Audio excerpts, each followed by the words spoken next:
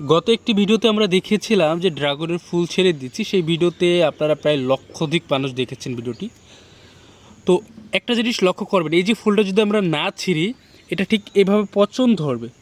পচন ধরে এই ফলটা স্পট পড়বে, যেটা ফলের কালারের জন্য খুবই ক্ষতিকর এবং ফলটা দেখতেও খারাপ লাগবে।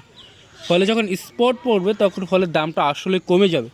দেখেন আমরা এই ফুলটা না ছেঁড়ার কারণে এই যে এগুলো পচা লেগেছে, এই যে ডালগুলা, এই যে দেখেন এগুলা পচা লেগে গেছে। এটা কিন্তু ফলের জন্য খুবই ক্ষতি।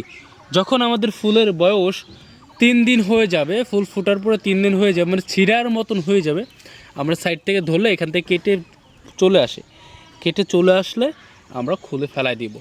তো আশা করি যে সকল ছাদ বাগানের ভাইরা আছেন তারা এই কাজগুলো করতে পারেন, এবং যারা বাগানি আছেন তারাও এটা করতে পারেন। ছোট বড় হোক, বড় বাগান হোক, যতটুকু পারেন ফুল ছিঁড়ে দিবেন।